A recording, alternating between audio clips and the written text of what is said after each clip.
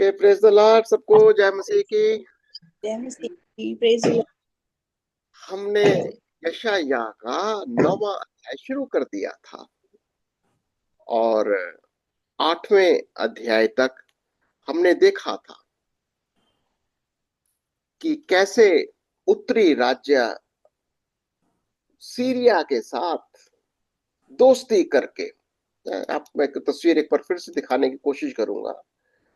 उत्तरी राज्य यानी इज़राइल किसके साथ दोस्ती कर लेता है? सीरिया के साथ। सीरिया जैसे बिल्कुल उत्तर में है इसके, इसके साथ दोस्ती करता है। क्या करने के लिए? क्या करने के लिए दोस्ती करता है? दक्षिण का राज्य कौन है? यहूदा। इसके ऊपर अटैक करने के लिए, इसके ऊपर अटैक करने के लिए। तो कहीं ना कहीं इज़राइल, जिसको हम उत्तरी राज्य कहते हैं, जब भी आप यशायाह पढ़ते हो तो इज़राइल जनरली उत्तरी राज्य की ओर दिखाता है, और दक्षिणी राज्य यहूदा। यहूदा के अंदर यहूदा भी है, और दूसरा अगर आप ध्यान दें तो प्लस बेंजामिन भी है। बेंजामिन की जो वो ट्राइब है, दो दो दो इसमें ट्राइब्स है, यहूदा और बेंजामिन। और इज़राइल में 10 उसके जो कौम में है, ठीक है, 10 ट्राइब्स है। जो बाकी के, क्योंकि 12 ट्राइब्स टोटल है, 12 है, 2 यहाँ पर है और 10 इधर है। और इसका लीडर कौन है उत्तर का? एप्रैम। जिसको एप्रैम एप्रैम एप्रैम, ये इसका लीडर बना हुआ है। और ये कहीं ना कहीं, इसकी राजधानी क्या है? इसकी राजधानी क्या है उत्तर की? सामरिया। ये देखो, सामरिया सामरिया इसकी की राजधानी है। राजधानी है। यहूदा की राजधानी क्या? यहूदा की राजधानी क्या है? जेरूसलम। ठीक है, इसकी राजधानी है जेरूसलम। देखेंगे कहीं, ये जेरूसलम इसकी राजधानी है। अब ये यहां पर हमने क्या देखा था? इस सीरिया की ओर दोस्ती करते पर, लेकिन प्रभु ने इसको होने नहीं दिया।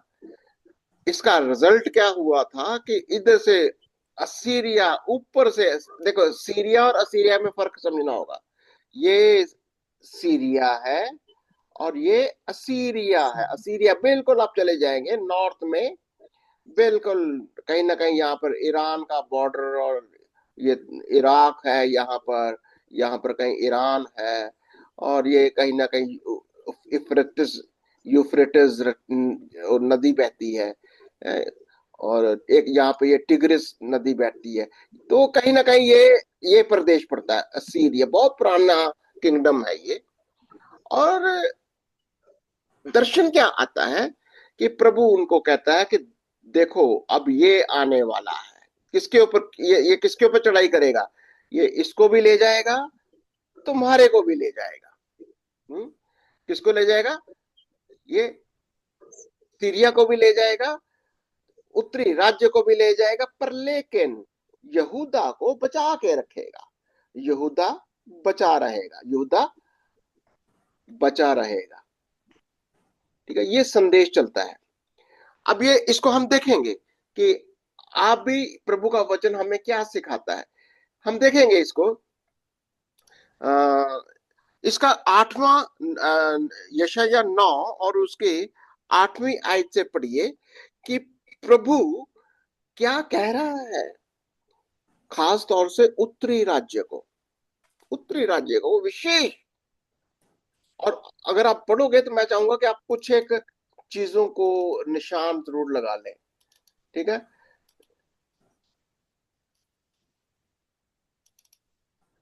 जैसे एफ्रेम, एफ्रेम जो है वो अप्रैम जिसको हिंदी में बोलते हैं, अप्रैम जो है ये उत्तरी राज्य है। उत्तरी राज्य अप्रैम है, जिसकी राजधानी है सामरिया। ठीक है, जिसको अंग्रेजी में बोलेंगे नॉर्दर्न किंगडम या उत्तरी राज्य।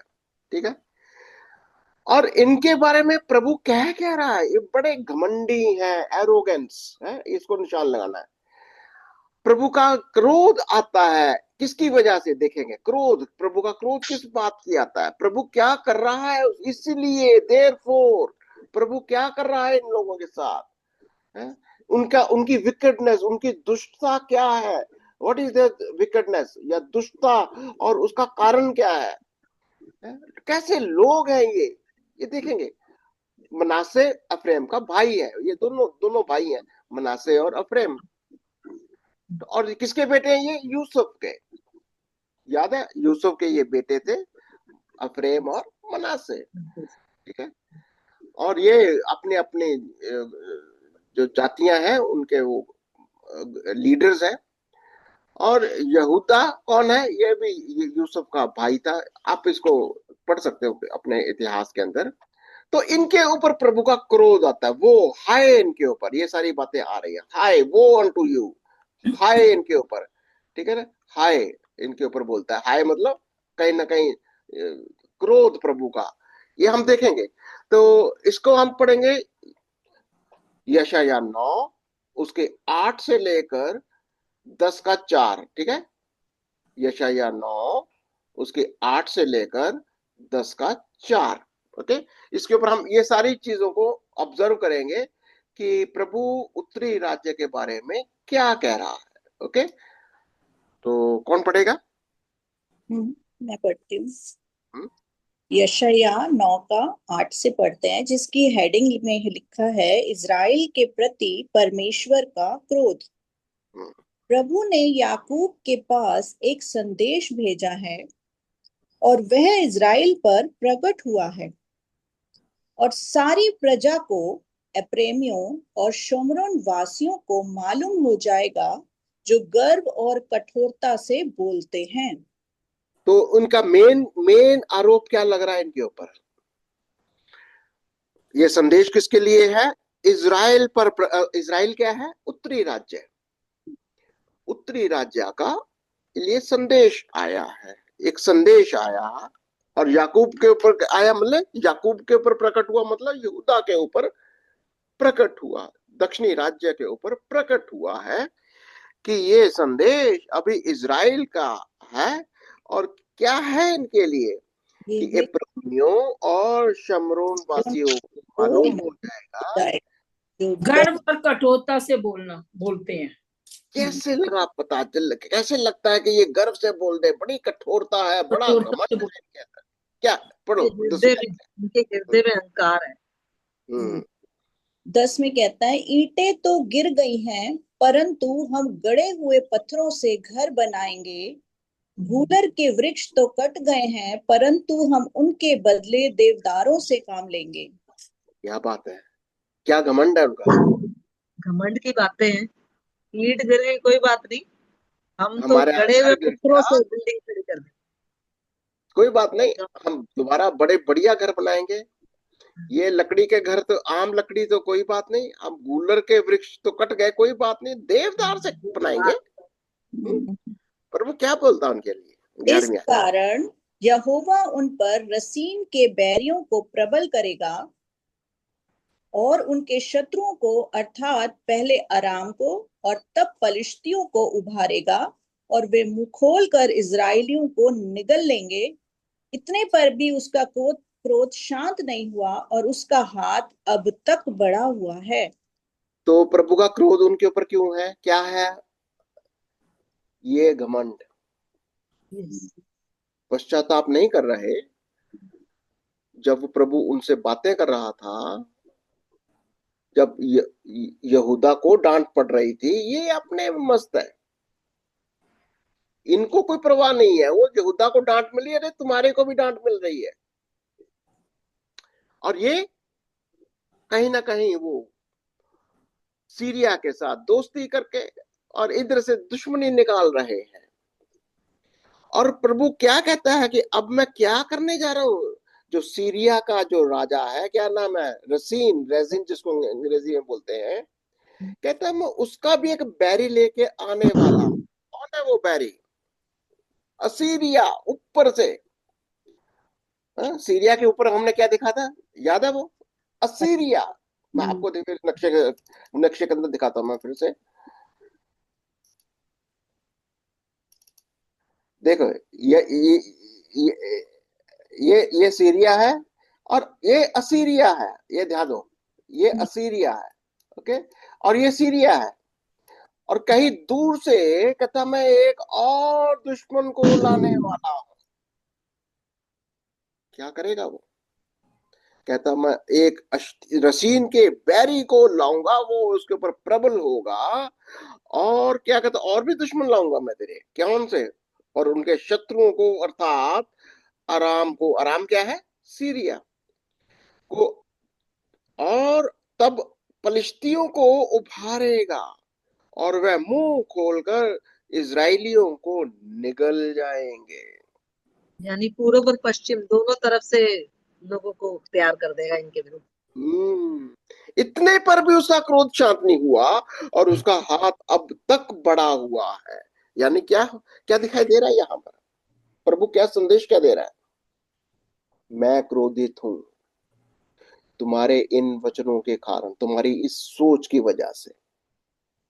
घमंड की आत्मा है तुम्हारे अंदर, तुम्हारे अंदर ऐसी घमंड की आत्मा है, तुम्हारे बातचीत का तरीका ही अलग है। हम्म इसलिए मैं तुम्हारे ऊपर ऐसे दुश्मनों को लेकर आऊंगा चारों ओर से। तो भी क्या, आगे पढ़िए। 13 आयत में कहता है, तो भी ये लोग अपने मारने वाले की ओर नहीं फिरे और ना सेनाओं के यहोवा की खोज करते हैं। हम्म इस कारण यहोवा इज़राइल में से सिर और पूंछ को, खजूर की डालियों और सरकंडे को एक ही दिन में काट डालेगा। क्या करेगा? कहता ये लोग अपने मारने वाले, अब ये मारने वाला कौन है? परमेश्वर खुद। ये दंड देने वाला, दुश्मनों को लाने वाला, असीरिया को, अशूर को लाने वाला, फलिश्तियों को लाने वाला, दुश्मनों को तुम्हारे ऊपर अटैक करने करवाने वाला, वो कौन है? प्रभु कहता वो मैं ही हूं, मैं ही लेकर आता हूं। इनको सबसे पहले क्या करना चाहिए था? सेनाओं का यहोवा, नाम पे उसका यही है, सेनाओं का यहोवा हूं मैं। प्रभु के पास पश्चातापी मन के साथ, टूटे मन के साथ प्रभु के पास जाना चाहिए। नहीं लड़ाई करेंगे, नहीं हम तो कहीं ना कहीं दूसरे राजा को मिलाएंगे, सब कुछ दुनियावी बातें। अब यहां पर वो क्या कहता है? और प्रभु उनके अंदर, 14वीं आयत को थोड़ा गौर से देखिए। हम्म प्रभु का दंड सिर्फ बाहर से ही नहीं है, अंदर भी है कुछ। घर के अंदर भी Yes. तुम्हारे मैं कुछ करने जा रहा हूँ। 14वीं करा आयत। इज़राइल में से सिर और पूंछ को, खजूर की डालियों और सरकंडे को एक ही दिन में काट डालेगा। सर को भी काट डालूंगा मैं, पूछ को भी काट डालूंगा। अच्छा ये सर क्या है और पूछ क्या, थोड़ा ध्यान देना, जरा आगे पढ़ लेंगे। पुरनिये। हम्म पुरनिया और प्रतिष्ठित पुरुष तो सिर हैं, हम्म। और की बातें सिखाने वाला नबी पूंछ है। यानी जो अच्छी नबूवत भविष्यद्वक्ता। करता है, जो अच्छी शिक्षा देता है, वो सिर है। और पूंछ क्या होती है?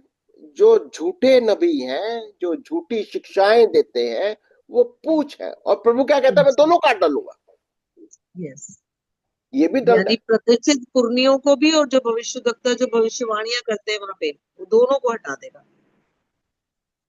ना तो तुमको कोई सिखाने वाला रहेगा, या और इवन जो गलत शिक्षा देने वाले, मैं वो भी काट डालूंगा।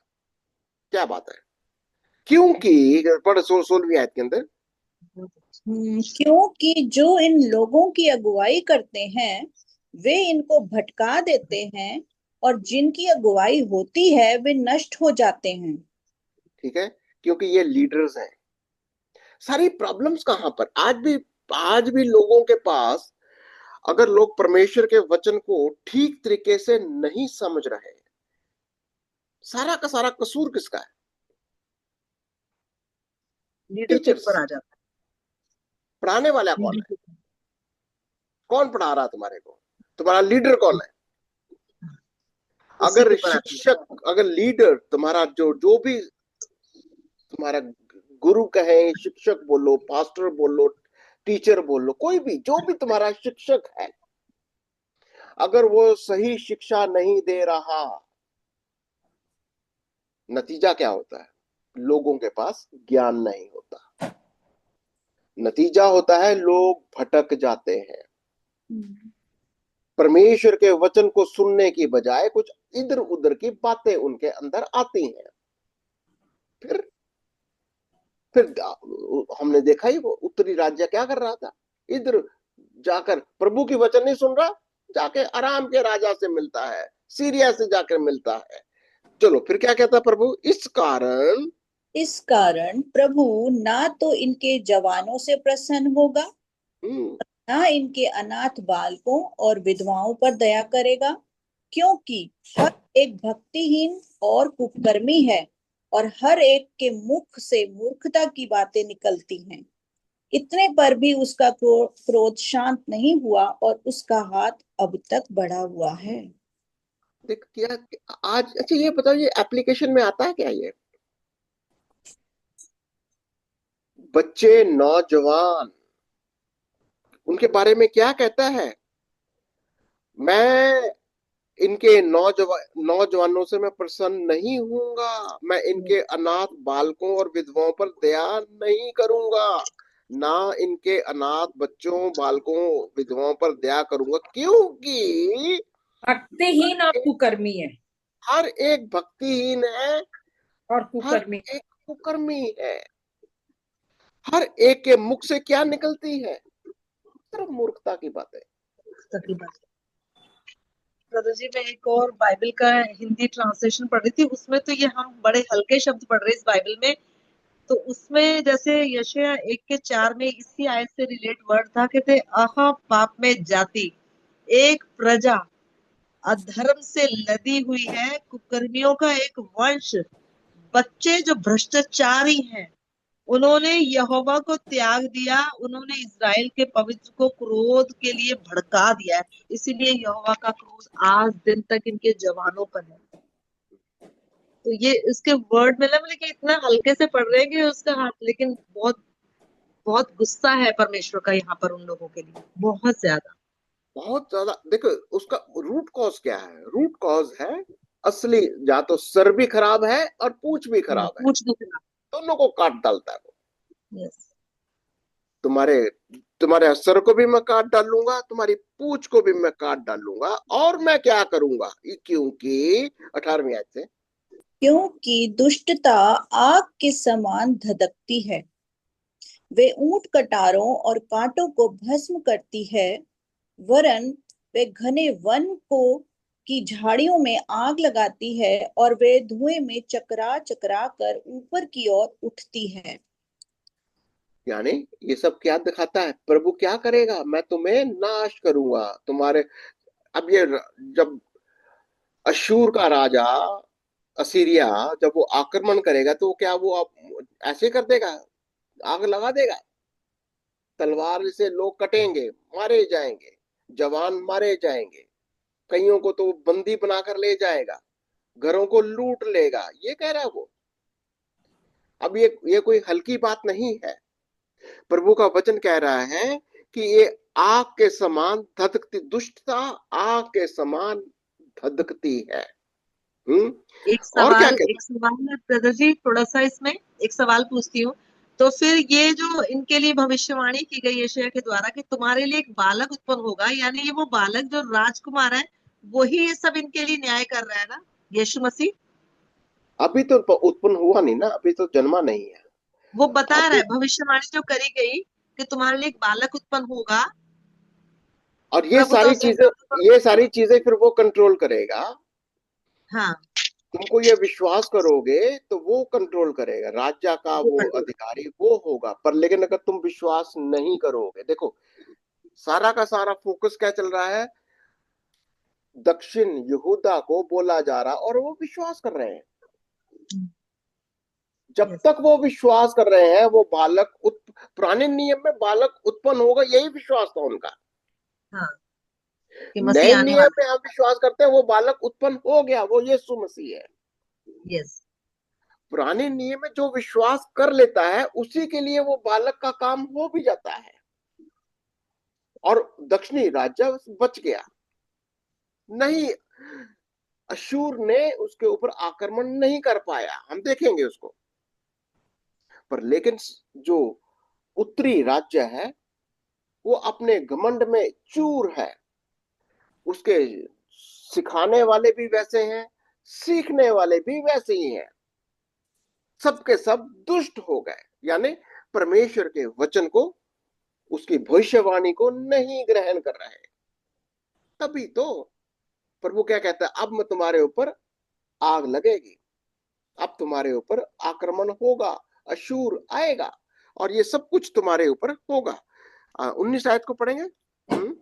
19 आयत में कहता है, सेनाओं के यहोवा के रोष के मारे ये देश जलाया गया है। क्या कह रहा है, ये देश जलाया, ये भविष्यवाणी कर दी होगा, तुम्हारे अंदर आग लगेगी, तुम्हारा देश जलाया जाएगा, क्योंकि तुमने विश्वास नहीं किया। घमंडी लोग हो तुम। देखो घमंड क्या चीज होती है? घमंड यही है जब हम परमेश्वर के वचन पर विश्वास नहीं करते, वही घमंड की आत्मा है। अगर कोई वचन पर विश्वास ही नहीं करता, ये डायरेक्टली इनडायरेक्टली सिर्फ एक ही बात दिखाता है, घमंड की आत्मा है। अगर हम प्रभु के वचन को ग्रहण कर लेते हैं, विश्वास कर लेते हैं कि वचन क्या कह रहा है, मैं उसको ग्रहण करता हूं, मैं अपने आप को प्रभु के अधीन करता हूं, आप अपने आप को सरेंडर करते हो, यही बालक जिसकी भविष्यवाणी की जा रही है, वही तुमको बचाएगा। और ये लोग नहीं विश्वास कर रहे हैं, अब उनके लिए भविष्यवाणी हो रही है, तुम्हारे साथ ऐसा ही होगा, आग लगेगी। हाँ, आगे पढ़ो। यही पढ़कर आए हम लोग भी अभी, हम्म क्योंकि लोग उसकी ओर नहीं फिरते जो उनको मारता है हम्म ना, और ना ही सेनाओं के यहोवा की खोज करते हैं, तो ना वही ही परमेश्वर उसकी। को खोजना सकते हैं। और यहां तक कि नहीं है, देखो प्रभु का दंड क्या होता है, देखो ये सारे दंड, अगर हम दंड की गिनती करने लगेंगे, एक तो होता आक्रमण बाहर से, जैसे अशूर के राजा का आक्रमण, एक आक्रमण होता है अंदर से। अंदर से पहली बात, तुम्हारे सिखाने वाले शिक्षक, सर और पूंछ दोनों खत्म, प्रभु दंड दे देता है। दूसरा या तीसरा, ऐसे लिस्ट बनाते चलो, नौजवानों के साथ, विधवाओं के साथ क्या क्या हो रहा है, और लोगों का आपस में क्या हो रहा है, वो भी देखो जरा। आगे चलो। हाँ। 19 से ही पढ़ती हूँ। सेनाओं के यहोवा के रोष के मारे ये देश जलाया गया है, और ये हम्म लोग आग की ईंधन के समान हैं। हम्म वे आपस में एक दूसरे से दया का व्यवहार नहीं करते। मिसबिहेवियर, आपस में एक दूसरे के साथ इनका व्यवहार ही अच्छा नहीं होगा। देखिए, तरसीनी का ये बहुत बड़ा चिन्ह होता है, जहां पर परमेश्वर की उपस्थिति नहीं है, जिस भी समाज में, जिस भी ग्रुप के अंदर, जिस देश के अंदर लोगों का आपस में उस राजा के साथ अगर संचार, बातचीत, वो यूनिटी नहीं है, एक बहुत बड़ा इंडिकेशन है कि ये परमेश्वर का क्रोध इसके ऊपर बहुत जल्द आ रहा है। जब लोग राजा की बात को नहीं समझते, राजा लोगों की बात को नहीं समझता, लोग एक दूसरे की बात को नहीं समझते। याद है वो बाबुल का कहानी, यशायाह 11वें अध्याय के अंदर पढ़ा था, कौन सी स्पिरिट डाल देता है? जब घमंड की आत्मा आती है, वो ऐसी आत्मा को डाल देता है कि लोग एक दूसरे को समझते ही नहीं, भाषा में गड़बड़ी डाल देता है। ओके, तो फिर क्या कहता है, और क्या क्या होता है 20 आयत से? वे दाहिनी ओर से भोजन वस्तु छीन कर भी भूखे रहते, और बाईं ओर से खाकर भी तृप्त नहीं होते। उनमें से प्रत्येक मनुष्य अपनी अपनी बाहों का मांस खाता है। हम्म मनशेशे अप्रेम को, और अप्रेम मनशेशे को खाता है, और वे दोनों मिलकर यहूदा के विरुद्ध हैं। इतने पर भी उसका क्रोध शांत नहीं हुआ, और उसका हाथ अब तक बढ़ा हुआ है। क्या है क्रोध? आप भाई भाई, मनशे अप्रेम, मनशे अप्रेम कौन है? उत्तरी राज्य के, लीडर्स हैं, आपस में ही लड़ाई कर रहे हैं, एक दूसरे को खा रहे हैं। और फिर देखो ये बहुत एक इंटरेस्टिंग है ये।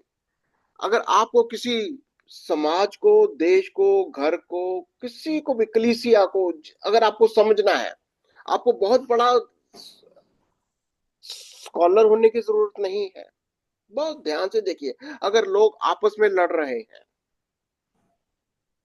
अगर लोगों की आपस में ही तालमेल नहीं है, अपने लीडर के साथ तालमेल नहीं है, और आपस में तो दुश्मनी कर ही रहे हैं, और मिलकर किसी के खिलाफ भी लड़ाई कर रहे हैं। अप्रैम और मनश्शे आपस में तो लड़ ही रहे हैं, और यहूदा के खिलाफ भी अपनी बात कर रहे हैं। ये आपको दिखेगा, और ये बिल्कुल एक चिन्ह है। ये बहुत आपको समझना चाहिए, यहां पर परमेश्वर का क्रोध दिखाई दे रहा है। ये परमेश्वर के क्रोध की निशानियां हैं कि जब लोग, या इवन परिवारों में भी, परिवारों के अंदर, आपके घरों के अंदर अगर कुछ ऐसा चल रहा है, देखो कई बार फैमिली पॉलिटिक्स भी ऐसे होती है कि अगर परिवारों में कुछ लोग एक गुट बना लेते हैं और किसी के खिलाफ कुछ चल पड़ता है, ये अच्छे चिन्ह नहीं है, ये अच्छी बातें नहीं है। और हमको पहचान लेना चाहिए, ये कहीं ना कहीं संसार की आत्मा, घमंड की आत्मा काम कर रही है। और जो अच्छा लीडर होता है, अगर घर का मुखिया अगर परमेश्वर के वचन को जानता है, वो जरूर उनको समझाएगा, अपने बच्चों को समझाएगा कि ऐसी सोच, ऐसी बातें करना अच्छा नहीं है। हम विश्वासी लोग हैं, हमें परमेश्वर के वचन की ओर देखना है, प्रभु क्या बोलता है उसकी ओर सुनो, ना कि आपस में गुटबंदी करते, आपस में भी लड़ते हैं और गुटबंदी भी करते हैं। ये देखो जरा ध्यान से पढ़ो जरा उसको, ये इसका 21-22। हम्म 21, हाँ 21 में कहता है, मन शिष्य अप्रेम को और अप्रेम मन शिष्य को खाता है, और हाँ। दोनों मिलकर यहूदा के विरुद्ध हैं। इतने पर भी उसका क्रोध शांत नहीं हुआ और उसका हाथ अब तक बढ़ा हुआ है। आपस में भी लड़ाई करते हैं, यहूदा से भी लड़ाई करते हैं, दूसरे से यहूदा से लड़ने के लिए आपस में एकता कर लेते हैं। हम्म, कैसा कैसे लोग हैं ये। ओके, 10वां अध्याय पहली 4 आयतें, 10वां अध्याय पहली 4 आयतें। यस, 10वें अध्याय में कहता है, हाय उन पर जो दुष्टता से न्याय करते और उन पर जो उत्पात करने की आज्ञा लिख देते हैं, कि वे कंगालों का न्याय बिगाड़ें और मेरी प्रजा के दीन लोगों का हक मारें, कि वे विधवाओं को लूटें और अनाथों का माल अपना लें। क्या तुम जहां पर, एक मिनट आस्ता आस्ता देखिए जरा, कि परमेश्वर का क्रोध क्या, क्यों आ रहा है। इनके जज, इनके जो जजेस हैं, न्यायाधीश हैं, कैसे न्यायाधीश हैं, कैसे क्या दिखाई दे रहा है। जो दुष्ट दुष्टता से न्याय करते हैं। हाँ, आदेश इनकी देते हैं, लिखते दुष्टता हैं से अच्छे न्याय अच्छे करते हैं। लिखो तुम्हारी गलत। जुडिशरी जो है, अगर जुडिशरी तुम्हारी प्रॉपर न्याय नहीं बस देती, ये बहुत बड़ा चिन्ह होता है कि यहाँ पर अब परमेश्वर का क्रोध बिल्कुल आ रहा है। और कह रहा है उन पर भी हाय जो दुष्टता से न्याय करते हैं और उन पर जो उत्पात करने की आज्ञा लिख देते हैं। देखो, लिख जान बूझ, देखो कई बार हम ना बातों से, झूठे, चलो कोई बात इधर उधर हो लिख कर गलत आदेश दे देते हैं। झूठी सजाएं सुना देते हैं, झूठी सजा लिख के घोषित कर देते हैं पैसा ले लेके। और ये अच्छे चिन्ह नहीं है। जहां जहां ऐसे ऐसे चिन्ह दिखाई देते हैं, समझ लो कि परमेश्वर का क्रोध कहीं ना कहीं यहां पर आ रहा है। और यहाँ पर और क्या दिखता है, और कैसे करते हैं ये लोग, ये कंगालों के साथ क्या करते हैं। कि वे कंगालों का न्याय बिगाड़ें और मेरी प्रजा के दीन लोगों का हक मारें, कि वे विधवाओं को लूटें और अनाथों का माल अपना लें। गरीब का हक, गरीब का जो न्याय है, अगर उसको कोई बिगाड़ता है, और वो भी अपने लालच की वजह से, अपने फायदे की वजह से। परमेश्वर उसके ऊपर जरूर अपना क्रोध, अपना दंड वो दिखाई देगा वहां पर। वो यही कह रहा है, इसीलिए तुम दंड के दिन, अब ये प्रभु अपना न्याय की बात कर रहा है। तीसरी आयत को देखो जरा। तुम दंड के दिन और उस विपत्ति के दिन जो दूर से आएगी क्या करोगे? तुम क्या करोगे जब मेरा न्याय आएगा, मेरा दंड आएगा जो दूर से आएगा? किसकी ओर इशारा कर रहा है? अभी तो मैं तुम्हारे ऊपर अशूर को भेज रहा हूं। जब अशूर आकर तुम्हारे ऊपर राज्य करेगा, जब अशूर आकर तुम्हें गुलाम बना लेगा, फिर क्या करोगे? और अशूर ही नहीं, जब मसीहा आएगा, जब यीशु आएगा, जब कह जब तुम मेरे सामने खड़े होगे, फिर क्या करोगे? यीशु मसीहा यही तो कह रहा है, यहोवा यही कह रहा है कि अब जब तुम मेरे सामने खड़े हो जाओगे तब क्या होगा? और आगे चलो। तुम सहायता के लिए किसके पास भाग कर जाओगे? कहां भागोगे तुम? हाँ, तुम अपने वैभव को कहाँ रख छोड़ोगे? हाँ। वे केवल बंदियों के पैरों के पास गिर पड़ेंगे और मरे हुओं के नीचे दबे पड़े रहेंगे। इतने पर भी उसका क्रोध शांत नहीं हुआ और उसका हाथ अब तक बढ़ा हुआ है। क्या दिखाई दे रहा है यहाँ पर? कितना क्रोध है उसका? परमेश्वर का क्रोध किसके ऊपर आ रहा है? दुष्टता के ऊपर, घमंडियों के ऊपर। जो देश पहला अपने घर से शुरू किया उसने। अपना घर पे क्या है? यहूदा से। यहूदा ने तो विश्वास कर लिया। अशूर का जो क्रोध है, अशूर का जो सोटा है उसका, अशूर की जो लाठी है, यहूदा तो बच गया। पर लेकिन उत्तरी राज्य है, जो अप्रेम बोले या सामरिया, जिसकी कैपिटल है, वो लोग घमंड में है। और इसीलिए वो लोग कहीं ना कहीं अपने घमंड की वजह से वो उसके अंदर आ जाते हैं।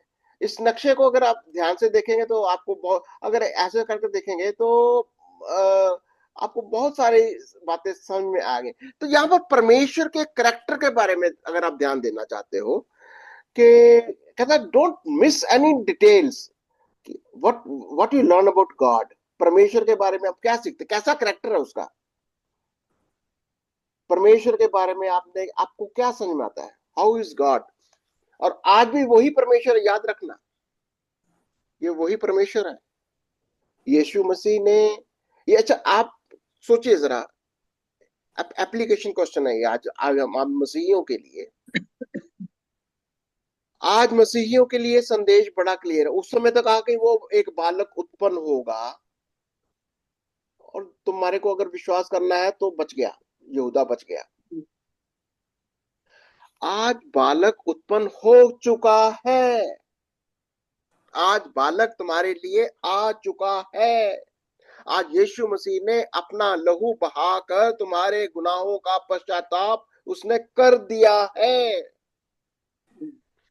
अगर आज भी मसीही लोग इस संदेश को सुनने के बावजूद अगर किसी पाप में, पाप की शक्ति में, किसी अशूर का, किसी सीरिया का, किसी संसार की शक्तियों का दोस्ती करना चाहते हो, क्या लगता है? ये वही खुदा है? ये वही खुदा है? ये वही यहोवा है जिसने बाद में अशूर को भी दंड दिया, सीरिया को भी दंड दिया, उत्तरी राज्य को भी दंड दिया, और अगर दक्षिण वाले भी नहीं मानेंगे उनको भी दंड देगा। कैसा परमेश्वर है ये? कैसा कैसा यहोवा है ये? क्या वो आज हमारे साथ? बहुत बार हम परमेश्वर के वचन को सिर्फ प्रेम की परिभाषा से देखते हैं। वो प्रेमी है, देखो एक सिक्के के दो पहलू हैं। वो प्रेमी भी है, वो न्यायी भी है। एक साइड में सिर्फ प्रेम की परिभाषा देखते हैं हम, प्रेम है कि वो हमारे गुनाहों को अपने ऊपर लेकर हमें क्षमा कर देता है, अपने ही लहू से हमको शुद्ध कर देता है। पर लेकिन अगर हम जानबूझकर हम पाप में पड़े रहना चाहते हैं, जानबूझकर घमंड की आत्मा में उसका विरोध करते हुए संसार की शक्तियों के साथ अगर हमको समझौता करना है, जानबूझकर हमको गलत न्याय करना है, जानबूझकर हमको दूसरों के जैसे अप्रैम और मनाशे आपस में भी झगड़ते हैं और यहूदा के साथ भी लड़ झगड़ते हैं। गुटिज्म, गुटबाजी, गलत बातों के लिए गुटबाजी करना, ऐसी बातें अगर आज हम कर रहे हैं तो परमेश्वर का क्रोध आज भी है। प्रभु यीशु मसीह ने हमारे लिए एक एग्जाम्पल छोड़ दी क्रूस के ऊपर। क्रूस के ऊपर उसने हमें माफ ही नहीं किया, हमारे लिए एक एग्जाम्पल बन गया। हमें भी अपना, अभी कोई एक बात कर रहा था, हम अपने क्रूस को उठा रहे हैं, हमें भी वही क्रूस उठाना है जो यीशु ने उठाया था। हमें भी दूसरों के लिए वही क्रूस उठाना है, वही संदेश देना है। अगर हम इस संदेश के साथ संसार के सामने जा रहे हैं तो यही परमेश्वर हमारे साथ है, परमेश्वर की सामर्थ हमारे साथ है, परमेश्वर हमको संसार की शक्तियों से बचा के रखता है। आपको संसार की शक्तियों से, शैतान की शक्तियों से, चाहे वो कितनी भी भारी क्यों ना हो, अगर आप अपने क्रूस को उठाते हो, अगर आप प्रभु यीशु मसीह के संदेश को, उसके वचन को ग्रहण करते हो, उस बालक को ग्रहण करते हो, कोई अशूर, कोई सीरिया, कोई आराम, कोई संसार की शक्ति, कोई चीज आपके ऊपर कब्जा नहीं कर सकता। और परमेश्वर आपको समर्थ देता है, शक्ति देता है। और वो यही संदेश आज हमारे साथ भी, ये परमेश्वर के बारे में अगर हम सीखते हैं कि कहता है ये वाला जो ज्ञान है, how does this knowledge impact you personally, ये बड़ा प्रैक्टिकल सा क्वेश्चन है। How does this knowledge impact you personally, आपके व्यक्तिगत जीवन में। कि अगर हमको ये देखिए, सीधी सी बात है, ये एक नॉलेज है, ये एक ज्ञान है। प्रभु का वचन कहता है कि मेरी प्रजा ज्ञान की कमी की वजह से क्या होती है, नाश। क्योंकि ये ज्ञान ही नहीं रखते। हमारा परमेश्वर कैसा है, यीशु मसीह कैसा है, वो न्याय कैसे करता है, वो हमारा अगुवाई कैसे करता है, हमें उन बातों का अगर ज्ञान नहीं है, वचन बड़ा क्लियर है, ज्ञान की कमी की वजह से मेरे लोग नाश हुए जा रहे हैं। ये जानना बहुत जरूरी है कि ये परमेश्वर यहोवा यीशु मसीह ये वही है जो सृष्टि की उत्पत्ति से था, उत्पत्ति से पहले जो है, जो था और जो होगा और जो आने वाला है, वही है। उसको हम हल्के में नहीं ले सकते। हम संसार के लिए एक गवाही है। यहूदा क्या है, यहूदा को बोला मेरा घराना है, तुम मेरे गवाह हो, तुम मेरी बात को, मेरे वचन को, मेरी बातों को संसार तक पहुंचाओ। और आप और मैं क्या है, आप और मैं वही, जैसा यहूदा एक घराना है, हम घराना है यीशु मसीह का, हम यीशु मसीह का वंश है, हम परमेश्वर का वचन हमारे अंदर है। हम अगर परमेश्वर के वचन को, उसकी आज्ञाओं को, उसकी गवाही ना देते हुए हम संसारिक बन जाएंगे तो कोई इसके अंदर हैरानगी की बात नहीं है कि प्रभु का क्रोध आपके जीवन में, आपके परिवार में कहीं ना कहीं मंडरा रहा होगा। हमें प्रार्थना करनी है कि हम अपने अंदर को, अपने मन के अंदर, सिर्फ अपने अंदर ही नहीं, पहली बात हम अपने आप को देखें, अपने परिवार को देखें, अपने भाई बहनों को देखें, अपने लोगों, फिर अपने समाज को देखें, अपने देश को देखें। क्योंकि ये बहुत बड़ी जिम्मेवारी है कि हमें परमेश्वर के करैक्टर को जानना है। परमेश्वर का नेचर, उसका स्वभाव आज भी वही है जो उस समय था। प्रभु चाहता है कि हम अपने आप को, उसके वचन को अच्छी तरह से समझें, ग्रहण करें और फिर उसका पालन भी करें और दूसरों के लिए सर बने, पूछना बने। और प्रभु आपको, आपके परिवार को, आपके बच्चों को आशीष देगा। हम आपके लिए प्रार्थना भी करेंगे। आपका कोई प्रार्थना का कोई भी विषय हो, हम आपके लिए प्रार्थना करेंगे। और अगर आप हमारे साथ इस चैनल में पहली बार जुड़े हैं तो प्लीज इसको सब्सक्राइब करिए। अगर अभी तक नहीं किया है जरूर शेयर भी करें और सब्सक्राइब भी करें और बेल बटन भी दबाइए और परमेश्वर के वचन को दूर दूर तक लोगों तक पहुंचाएं। ये आपकी और मेरी जिम्मेवारी है। आइए हम सब मिलकर अपने सरों को झुकाते हैं उस परमेश्वर के चरणों में। धन्यवाद करते प्यारे पिता, धन्यवाद करते हे मेरे खुदा, आपके आज इस कलाम को आज हमने पढ़ा प्रभु, फिर से प्रभु जाना कि आपके प्रेम के बारे में तो हमने जाना प्रभु, लेकिन आज आपके क्रोध के बारे में भी हमने जाना प्रभु। जैसे पासेज ने बताया कि आप एक सिक्के के दो पहलू, की एक प्रेमी भी है और न्यायी भी है। हाँ प्रभु जी, जो बातें आपको हमारी गलत लगती हैं प्रभु जी, आप उसके लिए प्रभु जी गुस्सा भी होते हैं प्रभु जी, आपका क्रोध भी आता है प्रभु, क्योंकि आप नहीं चाहते कि आपके बच्चे खराब हों, आपके बच्चे खराब निकलें या आपके बच्चों की दशा खराब हो प्रभु जी, क्योंकि आपको दुख होता है प्रभु जी जब आपके बच्चे आपकी बात नहीं मानते, आपके वचन को नहीं सुनते, आपके तरीके से नहीं चलते प्रभु जी। इसलिए आपका क्रोध आता है प्रभु जी, क्योंकि आपने हमें अपने पास अपने प्रेम के लिए बुलाया, अपने साथ संगति करने के लिए बुलाया प्रभु जी, और हम अलग दिशाओं में जब भटक जाते तो आपको बुरा लगता है प्रभु। ये नहीं कि आप हमसे प्यार नहीं करते, आप उस गुस्से में, उस ताड़ना में भी आप हमें प्यार ही होता है आपका प्रभु, लेकिन आपका सिखाने का तरीका प्रभु, ताकि आप चाहते हैं कि मेरे बच्चे फिर से सही दिशा में आ जाएं, फिर से मेरे बच्चे सही तरीके से चलने लग जाएं, ताकि मैं उनको और आशीष दूं। हाँ प्रभु जी, आपने हमें आशीषों के लिए बुलाया, प्रेम के लिए बुलाया, बरकतों के लिए बुलाया, प्यार करते हो प्रभु जी आप हमसे। मेरे खुदा, मैं धन्यवाद करती आपके इस कलाम के लिए जो हमें हर रीति से सिखाता है, हर वचन से सिखाता है कि तुम अपना मन फिराओ।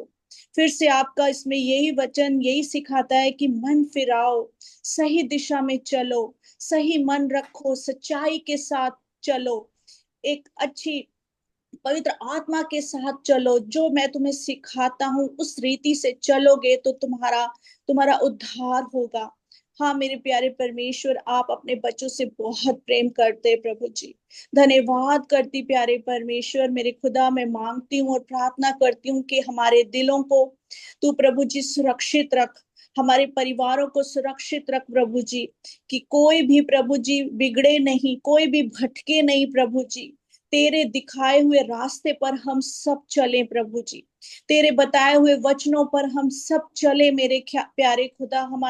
हमें हमारी सुधि ले, हमारी रक्षा कर, हमें फिर से ऐसा बना प्रभु जी कि अगर हमसे कोई गलती हो गई तो हम माफी चाहते हैं प्रभु जी, हमें माफ कर दे प्रभु जी। अगर हमने कोई भी ऐसी गलती की है प्रभु जी, या हमारे परिवारों से, बच्चों से, किसी से भी कोई गलती हुई तो प्रभु हम क्षमा मांगते मेरे प्यारे परमेश्वर, हम सबको माफ कर और फिर से एकजुट कर, एक मन कर, एक परिवार कर प्रभु जी, ताकि हम मिलकर पूरा परिवार तेरी स्तुति और तेरी आराधना करने वाले हों प्रभु जी।